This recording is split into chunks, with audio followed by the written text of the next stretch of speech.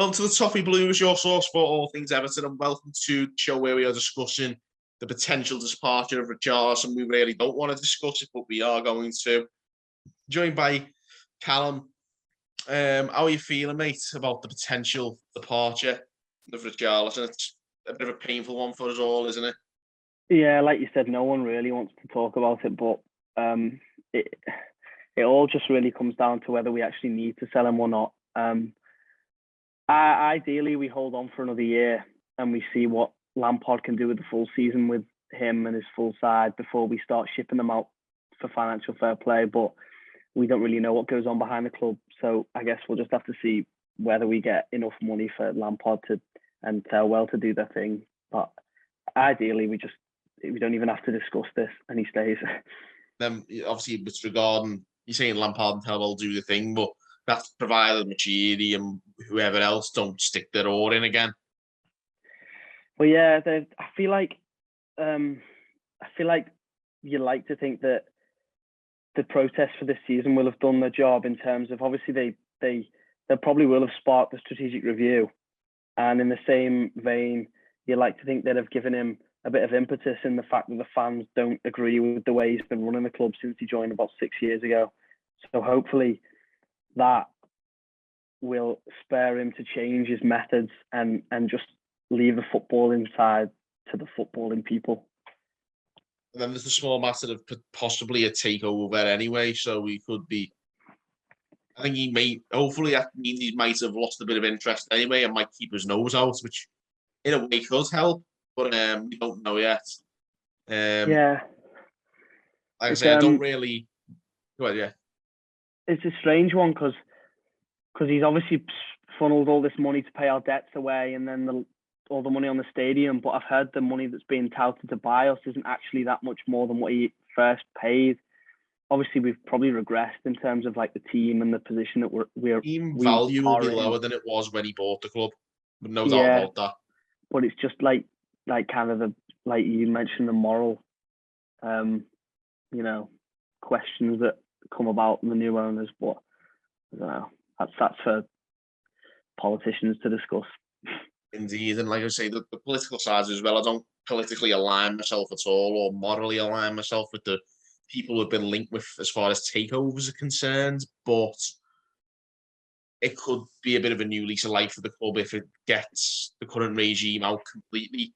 Like I say, and that means Machidi going, Kenwright going, the CEO going. Peter Kenyon, he did oversee a couple of really successful periods with United and Chelsea. So, if the football inside works, then it works, doesn't it? That's what I mean. It's a success if we do well. Everton needs to do well, and it hasn't done well under the current regime. So, and for me, a takeover would be great if it means a completely clean slate where everyone who's failed us is gone. BB, Kenwright, Machiri all out of the equation. A completely clean slate for the club, and we could maybe try and move forwards. I think the fans would have a lot more belief that things are changing if that happens. I think hopefully that might come to pass, but that's for another discussion, really. But I just have to say that because obviously we're talking about the potential departure of our talisman Richarlison here, and a lot of this is the product of their failures because they've run the club so badly that we've overspent on transfers, brought in the wrong players, not produced enough on the pitch, to the point where both financially and probably in terms of Richarlison's ambitions as well, we've ended up having to sell our best player. And, you'd have hoped that would have been the end of that when we sold Stones and Lukaku 5 years ago. But, this is still going on now, and we haven't rebuilt properly from those sales. And we brought good money in there, and we've wasted all that and more to put ourselves in this position of pedal. We got more money then than we will do this time, which makes me even more worried that we'll probably misspend again because we won't even have nearly as much. And we bought absolute dross last time. Yeah, big money as well. But like you say, there's new people in the sort of sporting director role and stuff. So this is obviously the third sporting director that Machini's hired. We had Brands who left mid-season last year, and Walsh before that as well, who made an absolute hash of it as well. So, like you say, hopefully Machini might be taking a step back. We don't know. We hope so, I think. Yeah. The majority of the fan base there, but obviously the Richarlison sale will have to fund anything that comes in. And with that in mind, what price would you set for Richarlison? I don't know. Because I think it was the Bobble that tweeted that we won't accept anything less than an exceptional offer. Seeing as we probably bought him for, it's probably risen to around 40 mil. I probably wouldn't take any less than 60. I'd want upwards of that, but that would be my absolute low point. Why do you? I assume you'd want more? I would be minimum 75, 80. We should be following the precedent that was set with Jack Grealish last year, I think. Because well, it's always the case of how much we value him at. We've got the contract tying him down, and it's just like when Rice Moyes said he wants 150 mil, Grealish went for 100. Everyone laughs at these price tags, but it is what the club that owns the player wants to sell them for. And if someone coughs it up, great. If they don't, we keep our best player. But it comes down to whether we need to sell them or not, whether our finances are that bad behind the scenes. I suppose we'll just find out as the summer goes on. Yeah, personally, I'd be setting the bar high because there's potential sales on the cards. Moyes Keane looks like we could trigger that sale a bit earlier. There's potential, obviously. You speak about Richarlison in this show, but obviously Calvert-Lewin could go. We don't know. And I think between the two, I think I'd personally prefer to see Calvert-Lewin go. And that's not because I don't like him. I just think Richarlison is, as I said earlier on in the show, our talisman. And we shouldn't really be selling him. I think at times he single-handedly kept us up in the final months of last season. Yeah, I agree with you that I'd rather keep Richarlison around. He was our top scorer last season, and he has been, I think, another 2 times before that. So he's shown that he's a consistent performer. Calvert-Lewin obviously has had his season where he was top scorer last year under Ancelotti, and then obviously suffered this year with his injury problems. Richarlison, since he's joined, has been our most important player. He obviously loves the club. He gets the club. And it'd just be such a shame to lose someone who's so good, but also has this kind of connection with the fans that we seem to have made with him. I think it's really sad to see this again. And like I say, this is a product of the board's failures. And if Richarlison is to leave for anything other than said exceptional fee, and it has to be pushing for that record 100 million British sale, I think, that sort of 100 million sale. Well, I say record. I think Liverpool sold Coutinho for more than that, but I think Grealish is the precedent we're up against here. I think we should be pushing that. I think 80 minimum, really. Well, we value as highly as I think Villa value them. Yeah, I'd agree because I wouldn't have said that Richarlison now is any worse than Grealish was when Villa sold him. So you don't see why we couldn't demand that much. And like I said, if they pay it, great. If they don't, we keep him, and it all works out in the end, hopefully. But it's a case for me. I think if Richarlison is to leave for a lower fee, there should be absolute carnage. The board should not survive it. I don't think. Yeah. Well, I think with the board, it's a tough one because, like this, we said that they've got this review going on.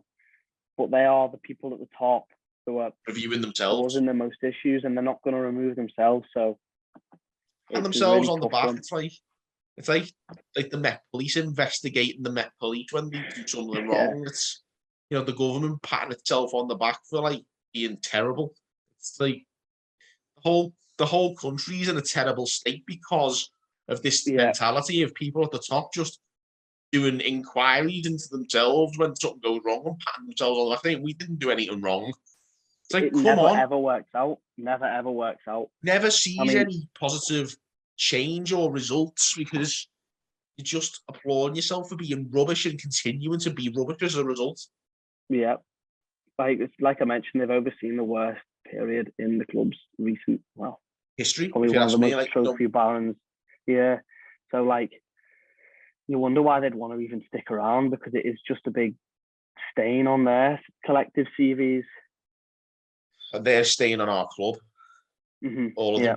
I think, as I said there before, the sale of the club to very colourful characters, which I don't morally align myself with. In spite of all that, it could be the making of the club if we get the clean slate of getting the CEO, the chairman, and the owner all out in one fatal swoop. Yeah. Fresh start that Everton Football Club needs. And, you know, it could give us the best chance to rebuild in the wake of maybe a Richarlison or a Calvert-Lewin sale. With that in mind, obviously, Richarlison's got a couple of suitors, Spurs, which I think would be, it'd break my heart if we sold him to Spurs. Because that's just horrible to think of. Yeah, I don't want to go into any other Premier League clubs. Chelsea was the other one I think that was mentioned, and they've obviously offered a few different or a few options for how they're planning to buy him have been suggested. I ideally would see him go to Chelsea, I think, but I mean, in an ideal world, he either doesn't leave or he goes abroad, because I just don't want to see him come back to Goodison, because it's just heartbreaking, especially a player, like I said, I can't remember a player who's been like this, you know, had this kind of connection with the fans that he has in recent years. Selling to Spurs would be an insult to the fans. Well, selling into Spurs, our best player, would be like a massive, massive indictment on the running of this football club, because not so long ago we were in the exact same position, and then we both had a couple of big sales. They sold Bale for big money, and then not too long after we sold Lukaku and Stones, like you said, and they obviously a lot of that money was quite misspent from them, but they ended up in the general path, and now, you know, they've been in Champions League a couple of years. They're in Champions League again now. They've got a world-class manager, and we are fighting relegation. If we sell our best players to Spurs, it's like a microcosm. It should be, like I say, for that reason, the board should not survive, takeover or no takeover. But yeah, exactly. That's for another show anyway. But yeah, basically what I'm saying is don't sell to Spurs, because my heart can't take that. But Chelsea, I'll consider for either the exceptional fee, which for me is no less than 80 million. I think they'd be more likely to spend that kind of money as well. Spurs, I think they'd be more shrewd, because he's probably not going to go there and start. And Levy is quite a notorious, you know, dealer for these kind of things. I think Chelsea, especially with the new ownership as well, you never know whether they'll be looking to make this statement first purchase. Sterling's been linked, so they're obviously in some kind of market for a winger. You never know, they might end up paying stupid money for Richarlison, because as good as he is and as much as I do love him, I think if the money is ridiculous, you'd be right, we sell. Say no. Absolutely. Yeah. Whether we were in these financial troubles or not, if the price is like as high as I assume we'll want, then I'll have no issues with us selling him. I think for me, like I say, 80 plus, and I think we sell. I think that'd be okay. I could live with that. Unless I think it really hurt me. I think to Chelsea. If any less would be like would really show how much of how much trouble we're in financially, because obviously they'll just be taking whatever they can get, whatever big sum they can get, and that would be a worry. Yeah, I think for me, Chelsea, I can understand. Like, there's a potential swap deal there, but there's been mooted, hasn't there? There's obviously a few different players linked. Pulisic, I've heard. Broja, Colwill, Ziyech as well, I've heard. Like, a few different ones. Would you take a couple of those if maybe make it easier for Chelsea to do a deal? Maybe. I feel like those kind of deals, they're not all that common in the modern game, but I think the likes of Pulisic probably would do all right. Also, I think Ziyech is probably going to end up going somewhere like Italy. I think he was linked with AC Milan. I don't think he'd come to us. I think Pulisic would do a good job at Everton. He'd probably be a big fish in a smaller pond as opposed to his current situation at Chelsea. But ideally, we probably get Gallagher or Colwill, probably young, English, hungry players, because we've kind of been going for these kind of players like Winks, who kind of have just hit a wall in their career. They just don't know where they're supposed to go next. But whereas we should be shopping for players who have points to prove, who haven't quite proven themselves, but obviously have a ceiling, like Gallagher, who's this hungry midfielder who would, you know, add so much energy to what I think is like a pretty static side, really. Oh, definitely. He's who I'd want, ideally. Is there any ones that stand out to you? Because I think I can't look past Gallagher. Gallagher would be excellent. He's one of the ones I think they might want to hang on to, but maybe if they've got a bit of a say, I'd love like Pulisic if that was possible. Broja, I'd take Colwill. I think I'd take all of them, to be honest. If you threw about 3 of those in the deal and then at the lower it's about 40 or 50, you consider it. Yeah, I just feel like with player deals, it gets so messy because then you've got how much we value that player, how much they value that player, and then how much money they're going to give alongside the valuation of that player. I can't really. I think the best we could do is get a massive sum and end up with a couple of players on loan with Lampard's connections, but then the sum would still have to be astronomical. Massive. They'd have to provide very low buy options in those players' loan deals if that was the case for me. Yeah, and that would suit us because it would give us another financial year to recover, and hopefully, the Moise Kean sale would either have gone through then, or it would already have gone through this summer, and then more players' contracts finish, stuff like that. The finances just keep ticking over, and we slowly get into a better place. And we'd have more money from the sponsorships. Obviously, we've just signed this new deal with Stake as the main shirt sponsor, and while that's drawn ethical questions again, it's another big money deal, and it all helps towards getting us back. I think at this stage, it's horrible to say, but Everton needs to stop being the people's club and start being the winners' club. You get the best deal you can, you get the best board you can, even if it's a Kenyan weird QAnon consortium. If they're putting money behind us and they let the sporting director run the club, then it's a damn sight better than Bill Kenwright and Farhad Bajiri. Well, yeah, I feel like with you look at Newcastle and their ownerships, and it's not I'm in Newcastle at the moment, and I've got a lot of friends who are Newcastle fans, and they just simply could not care less. And I honestly, I don't really blame them that much because they've been through a really torrid time with Ashley, and now they're finally seeing a bright light at the end of this horrible tunnel that they've been through.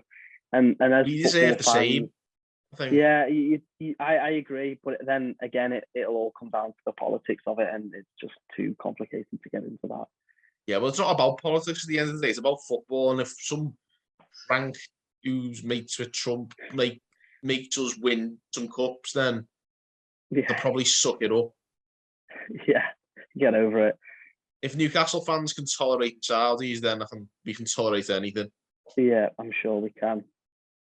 But I've had my fill of the current board basically, and I'm not desperate to sell that itself to QAnon. Yeah, that's how bad it's become. This whole conversation, it all boils down to years of mismanagement and the fact that we have to keep selling our prized assets. We can't build on them. Yeah, I think it's just the amount of pain we've been through. Basically, I think I want the pain to stop. That is literally. Yeah.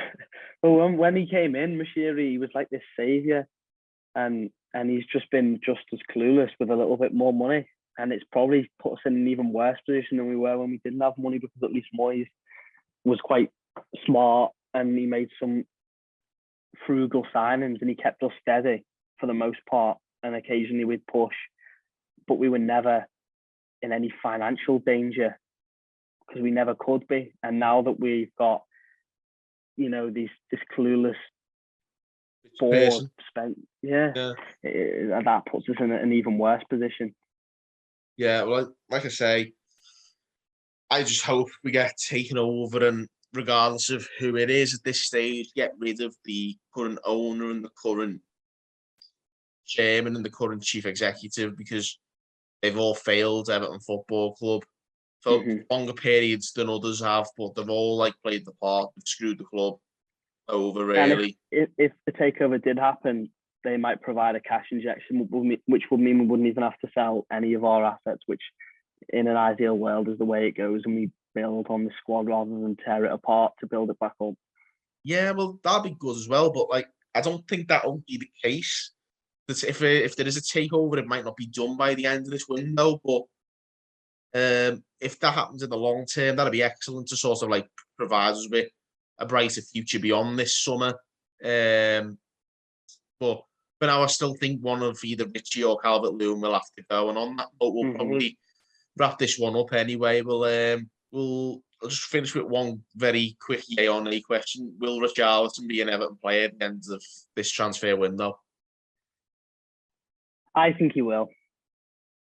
Bit of optimism. I do think he will. I think we'll get a few loans in and we'll just steady the ship this year. And then next year, hopefully, we'll be in a better position. What about you? I'm going to be optimistic too. I'm going to say hopefully he stays and maybe Calvert-Lewin is sold, or maybe the Moyes Keane money just sort of keeps us afloat.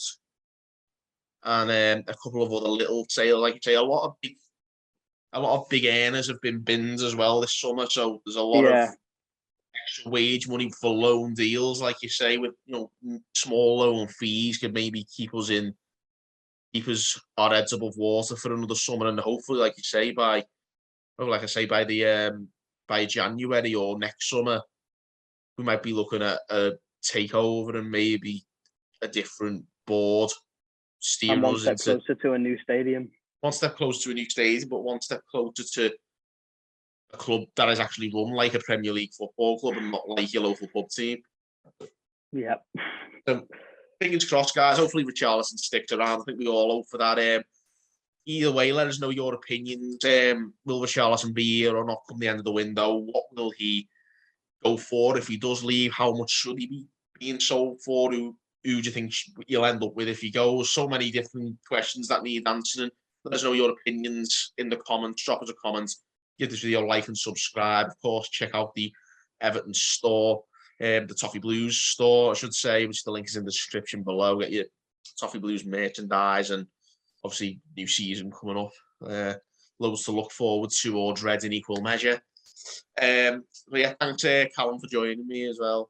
No, thanks for having me. Very welcome, mate. See you soon, and you guys as well. We'll see you soon. Thanks for watching on the Toffee Blues.